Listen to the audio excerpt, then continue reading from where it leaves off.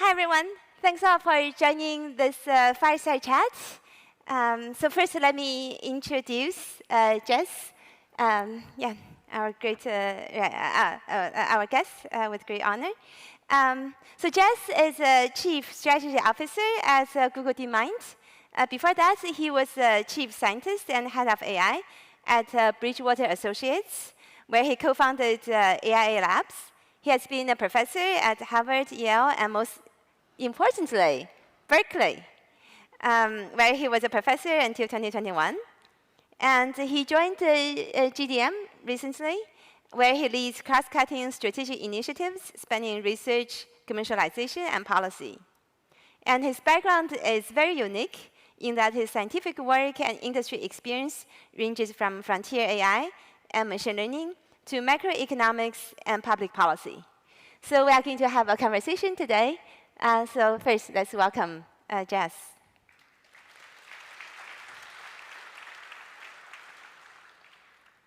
OK, so this morning, also in my opening remark, I talked quite a bit about cyber. I think that's also very much on top of mind for everyone, especially with the recent Mythos and also the OpenAI Hugging Face and also recent Anthropic incidents as well. So, right, as I mentioned in the opening remark, for example, our work CyberGym, ExploitGym, so these all demonstrated the really fast increase for frontier AI capabilities in cybersecurity. And also, as I know that you have actually been involved in the Mythos moment as well.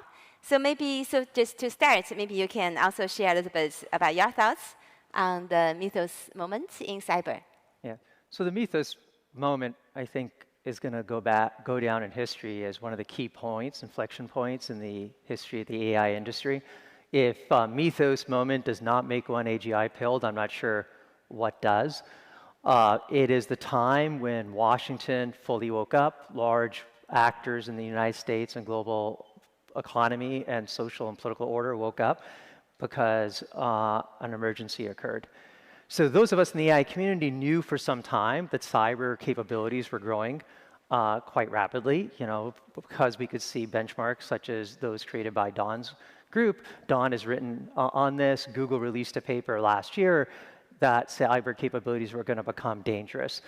Those of us in the AI community knew they were going to become dangerous. We didn't know exactly when. Like, I didn't know it was going to be February of this year versus December, but we knew they were going to come. Even that being said, Anthropic itself was surprised at how good Mythos was at offensive cyber operations. Key parts of the United States government were completely surprised. And the part of what happens in the industry in this part of the world is, there's a tendency around here to think that the world goes from Napa to Big Sur, but it doesn't, especially when you possibly break things. So part of what happened in the Mythos moment is you had to alert the country as a whole for what was happening, and the United States government reacted quite well, I think, all considered. And it is, and we're going to get into it later, not the greatest thing to occur. We do not want this to occur over and over again. You got dangerous capabilities that had to get mitigated, and you did not have a rule book for how to do it. Too many key actors got surprised. Even the people creating the models got surprised. So what we've ended up currently now is a regime before frontier models can get released in the United States, that you have to go through a process with the United States government. The process is, I think, quite good, and I'm very glad that the United States government put it in place, but it is clearly insufficient. It is unclear. It's not like as clear as we would like to be. And then the next thing that we know is going to come are the threats that are going to be much more serious and grave, and we want to be ready for them. So Don, clearly the vetting process is not sufficient for what's currently going on. Models will eventually be released. What else do you think should be done? And are there some defensive capabilities we got to enhance? Yeah, thanks. Yeah, this is a great question. I think it's also like a really critical question for us, for the whole community to figure out the solution for. I think here we are facing several key challenges. So first of all, I hear sometimes people talk about, oh, can we just have the model to have lower capabilities in cyber? But unfortunately, coding and the cyber capabilities, they are really two sides of the same coin. We all want great coding capabilities, but the same coding capabilities essentially helps the model to solve cyber tasks. And hence, we are really dealing with this challenge that the cyber capabilities will continue to increase as we increase the coding capabilities, which is what everybody wants. So that's challenge number one. And challenge number two is that this is a natural dual-use technology. It can help defenders, but also can help attackers.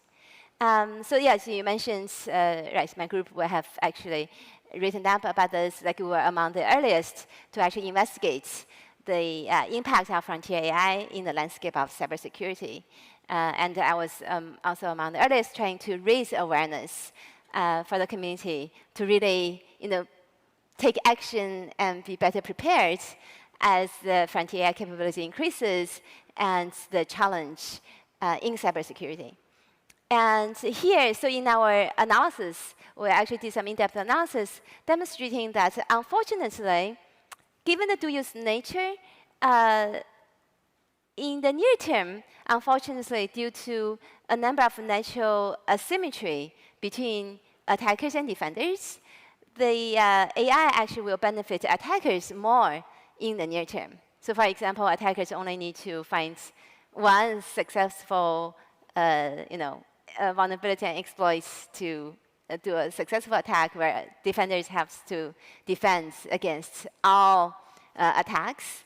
And also another thing, I think you also have a lot of experience in this, maybe you can share a little bit later, is that especially our cyber, critical physical systems, and also even including hospitals and so on, they are severely underprepared. So for example, there's estimates that even when you have a patch, the average time for deploying a patch in hospitals, it takes close to 500 days.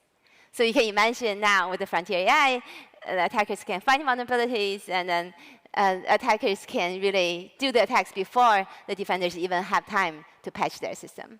So that's the second challenge is this dual-use nature and the natural asymmetry.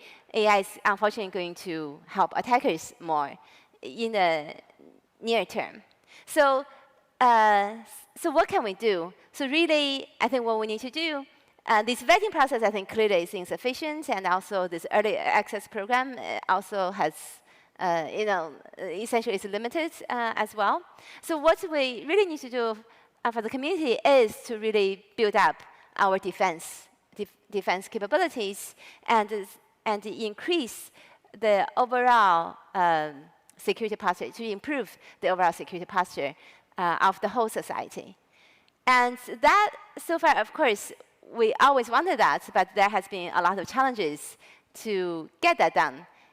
There's limited resources, limited expertise, and so on. So I'm really hoping that actually with AI, for the first time, we can change this. We can really use AI to build much stronger defensive capabilities and also help us to deploy that at large scale as well. So for example, one area of our research is actually on verifiable code generation. So now we all have AI generating code, but a lot of this code also is vulnerable and so on. But however, with AI, we can also help, for example, automate theorem proving for program verification and so on. And my group also has done quite a bit of work, even among the earliest working in the space. So I do think that with AI, we are reaching an inflection point that can actually help us to automate, for example, theorem proving for program verification, and help us to generate codes that actually has security guarantees and build secure systems with provable guarantees. And I think this really is, in the long term, how we can shift the dynamics to have AI to help defenders more than attackers. So yes, that's how I think the challenge in the cyberspace and what the society, what we need to do, what we need to actually act now. So Jess, so now what do you think what's next? What do you think, for example, is bio next? Yeah. So cyber has this benefit. It's going to be rough for a while, because in the short run, as Don says, it is attacker privilege. You can already see salting of open source repos of bugs by generative AI. And we have a lot of weak systems, like the United States energy grid and hospitals, and the list goes on. In the longer run, we can get provably correct algorithms. Everyone can use Rust. It becomes much easier to program in. Bio is going to be next, and bio is more concerning. We are quite exposed to bio risks as it is. So we're at Berkeley, where Jennifer Doudna is, creator of CRISPR, and my usual line is, Jennifer is a wonderful person, but if Jennifer decided, hey, it'd be cool to make a virus that could harm many people, and she could convince her lab to do it, it is well within her ability. And as the same story goes on in the Broad Institute in Cambridge, Massachusetts, and there's key biological institutes around the world. Now, we might be very close to a world where someone can design a virus or a protein just by talking to a model in natural language, and then go get it created. That is a very dangerous world, and that is a world where it is, I think, attacker advantaged, even in the long run. So lots of things need to get done to prepare for such a world. So at Google, we've had a significant experience thinking about it, given our work on protein folding and isomorphic labs. We put out a report recently on what to do, and there's prevention stuff to do. For example, we should watermark AI systems. We have this SynthID system. We should do this for our biological systems as well, so that biology labs say, hey, this proposed protein was designed by generative AI. There's monitoring we can do. We're going to, whether the virus or the bacteria is designed or natural, we can do a much better job of just surveilling and monitoring for the rise of new pathogens. For example, wastewater monitoring, which became a thing during COVID. And lastly, there's response. Isomorphic Labs has recently announced an endeavor that to have a rapid response if a new pathogen were to arrive. But what's going to have to happen in bio, and there's been open letters on this, there's discussions with the United States government on it and other governments, is a lot of the key precursors to do synthetic biology have to be closely monitored. It's almost certainly we're going to need a licensing regime of who can have them, how to get tracked. We've done this before. We did this after a terrorist attack in the United States where fertilizer gets tracked. And now we're going to have to track far more biologically relevant materials because the fear is it's going to be attacker advantaged. Great. Yes. Right. Cyber, bio, these are all huge risks that we need to figure out how to address as frontier AI continues to improve.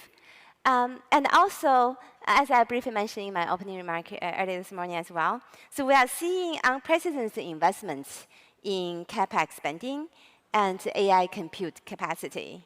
So I know you're also deep into this, especially given your work in real-world economics.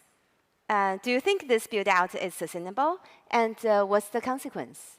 Yeah, so this build-out is unprecedented. This is the biggest scientific bet our civilization has ever made. We dwarfed the expenditures of the Apollo mission to land a man on the moon.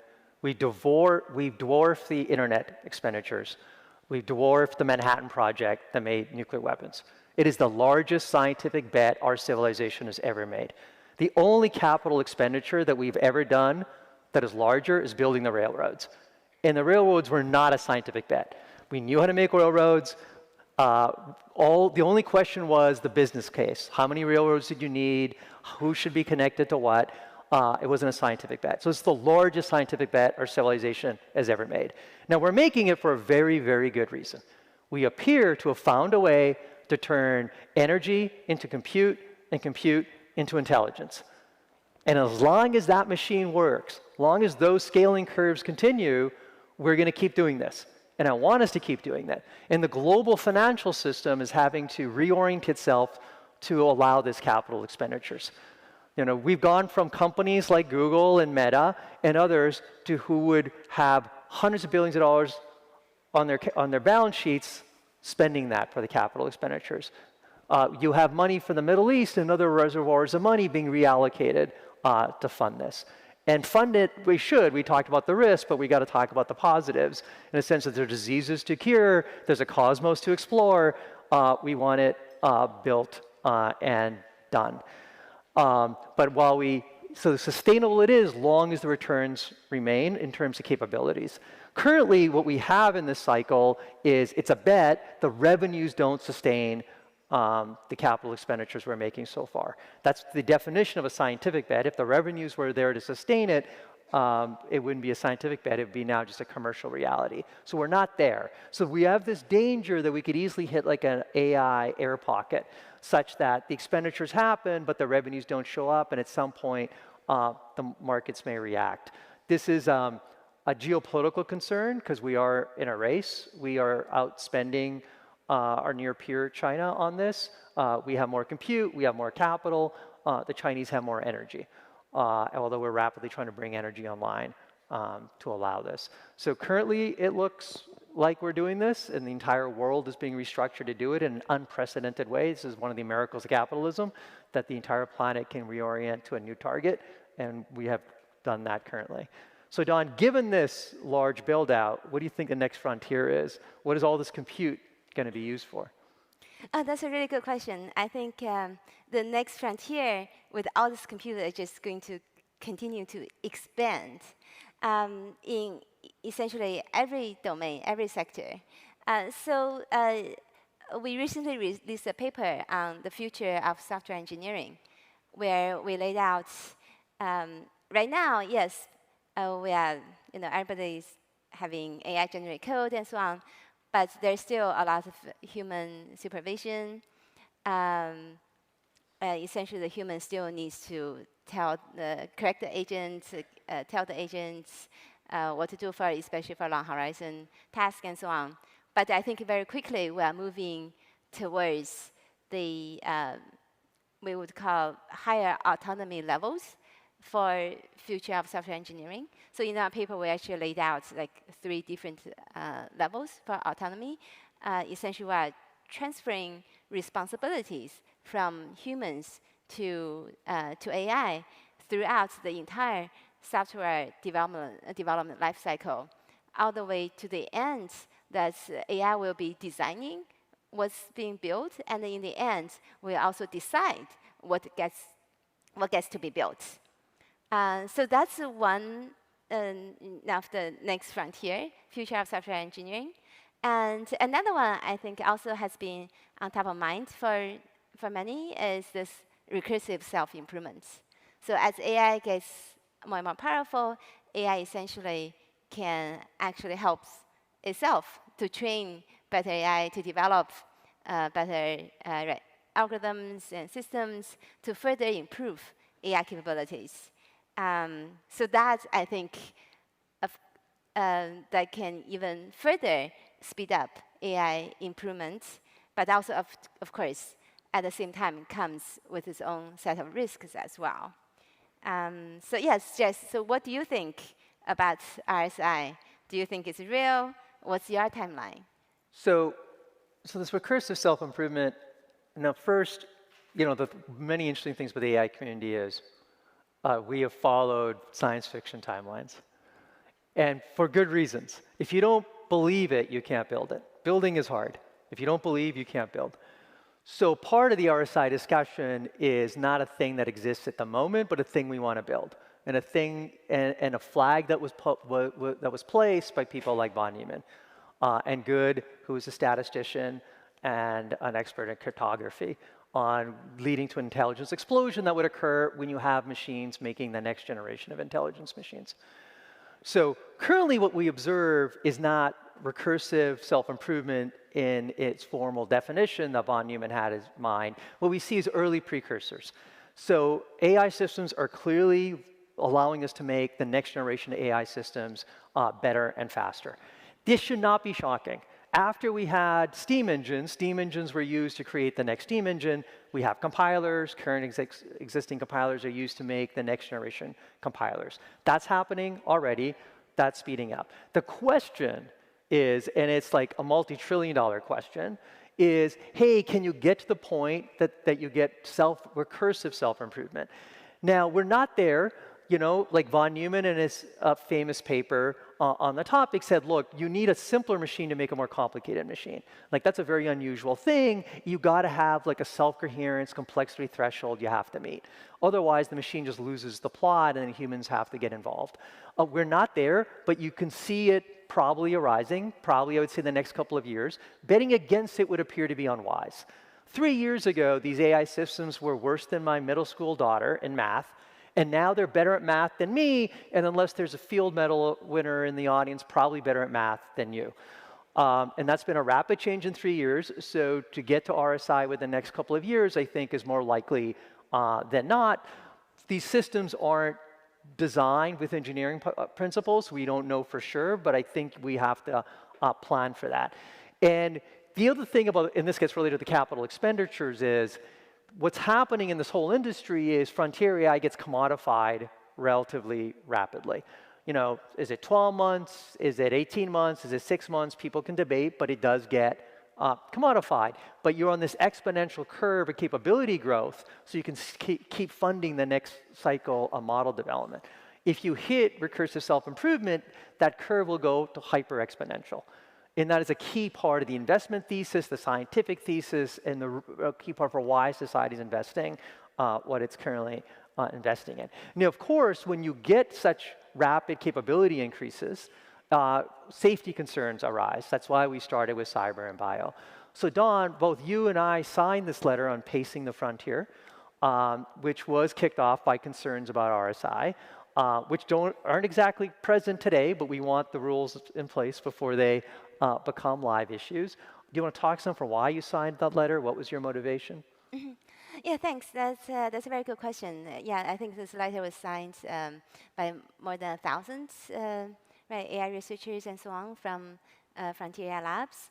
I think many of us essentially share the same concern. I think so. The letter is not about slowing down AI development, and it's not now. But I think the concern is that AI development is moving really fast, and with RSI, it can be even faster and so on. And I think we are all like in the camp of we want the society to benefit from the great AI power and capabilities and so on. But we really want to make sure that it's done in a safe, secure, beneficial manner. And hence, what that means is that we need to be better, we need to get prepared, especially given how fast things can move.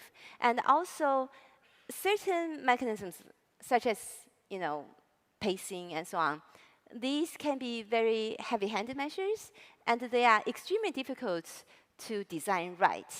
If it's not done well, it could actually do more harm than good. And the last thing we want is there's a crisis, and we build it in the crisis, which will make it even harder to get it right, and so on. And hence, I think it's just a good precaution for the society to start actually preparing. So we need to essentially build the capacity. So if later on, we don't know when we'll need it, or whether we'll even need it, but it helps us to actually move faster, knowing that we actually have the capacity, we can be ready if and when it's needed, and so on. So I think this way actually can enable the society to actually develop AI capabilities faster, but with assurance that we can do it in a safe and secure, beneficial way. And it helps with that. Yes, so you sent a letter too. Would you like to share your thoughts? And also, as many of us have seen, Demys also recently released a proposal. Could you share a little bit about your thoughts there as well? Yeah, so I sent a letter for the very similar reasons as yours. I want AI to progress as fast as possible. But if it leads to errors, if it leads to harms, we'll lose the social license to innovate. And we cannot lose the social license to innovate. People underestimate around here how easy it would be for the United States government and governments around the world and other actors to say, no, you don't get to build your data centers. They'll probably shut off the water too, even though we're not big users of water, but people are misinformed on this. It'd be you need the social permission to innovate, and AI is in dangerous territory among the public in Western countries on that front. So governing AI right now is very difficult. It's going to be difficult because it's a new technology that's moving very fast. It's also difficult because AI is happening at a time when our post-World War II institutions are shaky. So you have the United Nations, you have NATO, you have all these institutions we've set up after World War II, and they're shaky. And also you have a near peer rising to the east. The history of humanity says when you have a near peer rising, that's also an additional stressor to the system. So all those things are occurring, and now you got to figure out how to govern these systems. And unless it's done internationally, it's not going to work. It's not like the United States can just decide to do something by itself. If nobody else does it, it would be problematic. Currently, since we are ahead, and it's very important to remain ahead geopolitically, and if you like the values of our society, it's very important to remain ahead, is we can have an edge in setting the agenda and working with other countries to get there. So that is why I signed to make common knowledge that we need to have these discussions now before we need these tools. Now, Demis' proposal, co-founder and CEO of Google DeepMind, has gotten a lot of traction. And it is a proposal to have the lightest touch regulation possible to just get started that's well adapted to something that moves very fast. So it's a public-private partnership. So it's funded by industry because it's going to require billions of dollars of funding. So you can hire the best people and they have the compute to run the analysis they need to run. So you do not want something like the FDA because the FDA is very slow. You know, Food and Drug Administration works in course of years, not capabilities move over the course of months. And the FDA was created to stop the selling of snake oil, like medicines that didn't work. It wasn't created to cure lives. So it is very slow moving. You need something fast and adaptive, so private-public partnership is what's on our mind. So far, we have buy-in from one end of the political spectrum to the other. The idea would be to create a board. That board then defines what a frontier model is. There's benchmarks for what that is. And if you're a frontier model, you have to be vetted. There's a lot of things that have to occur if you have access to the US market. Doesn't matter if you're open weight, closed weight, a model from China, a model from Germany, or a model from the United States. And if you're not a frontier model, then it's very light touch. So academia, startups, they're free to innovate and move fast as possible. That's a work in progress right now. Things look quite good. It's very hard to do anything in DC at this current moment, but it shows the importance of AI for our national security, our well-being, for the problems we can solve, and the geopolitical order that Washington is paying close attention to this. And I do think the Mythos moment has helped make the industry behave more adult-like, I would say. That we know what we're building is existential in terms of how much uplift and alleviation of human suffering it can offer, but also the risks if it's not managed carefully. And I want to emphasize, because people get in this acceleration, deceleration debate when this comes up, that those of us, I want RSI. I want RSI as fast as possible. I just want it, and I think Don wants it, in a way that it's sustainable, because we want vigorous competition, robust safety, and an innovative ecosystem without capture from certain industry players. But that has to be created and carefully nudged so that you can innovate while remaining safe, while the technological benchmarks are moving very, very fast. And the future is happening faster than our political system is used to. Great, thanks. Thanks a lot for the great conversation. I think we are out of time. Is there anything final that you would like to add, or any closing remark or recommendations to the audience? Yeah, the thing I always tell people is that if you're fortunate enough to work on AI, this is not the time to sleep. This is not a normal time in human history. We're living through something that I think is the combination of the Industrial Revolution and the Renaissance. Right? AI is going to transform how we build, how we think. And that's unique. And right now, we're in parts of this curve that are unprecedented allocations of human talent, capital, energy. So if we're fortunate enough to like work in AI, this should be like the most exciting moment of your life. And we'll see where this goes. And you know, as this continues, the decisions we make now will have major consequences. Like the history of technology, the history of government reform, the history of everything is the early decisions have very long-lasting echoes. So the decisions we make today, we might have very unexpectedly large consequences 20, 50 years from now. So this is the time to like innovate as much as possible and lock in and focus on the task at hand. Great. Yeah, thank you. That's why, as I mentioned also earlier in my opening remark, now is a critical point, and we need to act now, and we hope that the society together, we can make the right decisions moving forward. Thanks. Yeah. Thank you so much.